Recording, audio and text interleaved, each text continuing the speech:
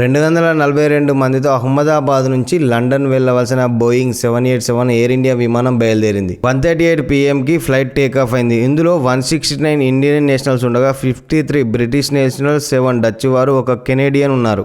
Takeoff అయిన కొద్దిసేపటికే ఏటీసీకి May Day అని signal వచ్చింది. మేడే అంటే ఎమర్జెన్సీ ఉంది అని అర్థం.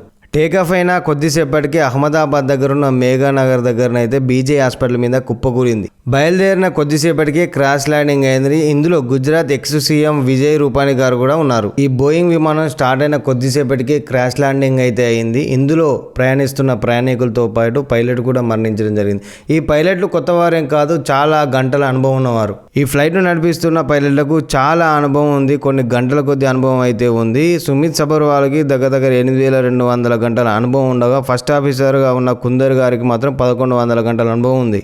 ఈ ఫ్లైట్లో ఎంతమంది ఉన్నారనేది మనకు తెలుసు, కానీ ఎంతమంది చనిపోయారనేది ఇంతవరకు సమాచారం అయితే లేదు మనం వీడియో రికార్డ్ చేస్తున్న టైంకి. కానీ 11Aలో ప్రయాణిస్తున్న ఒక వ్యక్తి మాత్రం ప్రాణాలతో బయటపడి నడుచుకుంటూ బయటికి వచ్చాడు. 242 మందిలో ఒక్కడు మాత్రమే 11A సీట్లో కూర్చున్న విశ్వాస్ కుమార్ గారు మాత్రమే బయటికి రావడం జరిగింది. అయితే ఈ ఘటన తెలుసుకున్న వెంటనే కేంద్ర హోంశాఖ మంత్రి అమిత్ షాతో పాటు పౌర విమాన శాఖ మంత్రి రామ్మోహన్ నాయుడు ఘటనా స్థలాన్ని పరిశీలించారు. అయితే ఇలాంటి విమానాలను టేకాఫ్ అయిన కొద్దిసేపటికే 3,000 నుంచి 4,000 అడుగుల ఎత్తుకు అయితే వెళ్లాల్సి ఉంటుంది. కానీ ఈ విమానం మాత్రం 625 అడుగులకే కుప్పకూలింది. అయితే దగ్గరున్న హాస్టల్ మీద పడడం వల్ల, హాస్టల్లో లంచ్ టైం 1:30 ఆ టైంకు కూలడం వల్ల 1:30 టైంకు లంచ్కి వచ్చిన పిల్లలు కూడా చాలా వరకు దెబ్బలు జరిగాయి. అయితే ఈ విమానం క్రాష్ ల్యాండ్ అవ్వక ముందు ఢిల్లీ నుంచి అహ్మదాబాద్ వెళ్తున్న ఒక ప్రయాణికుడు అయితే తన ఎక్స్ వేదికగా ఇలా పంచుకున్నాడు. అందులో ఏసీ సరిగ్గా పనిచేయట్లేదు, ఇందులో సాంకేతిక లోపాలు ఉన్నాయని తన ఎక్స్ వేదికగా పంచుకున్నాడు. ఇలాంటి ప్రమాదాలు మనకు ఇండియాలో 1996లో హర్యానాలో జరిగింది. అప్పుడు ఏటీసీలో ప్రాబ్లం ఉండడం వల్ల దగ్గర 349 మంది అయితే చనిపోవడం జరిగింది.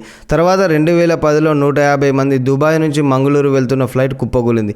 తర్వాత 2020లో కోజికోడ్ వద్ద 21 మందితో వెళ్తున్న ప్రయాణికులు చనిపోయారు.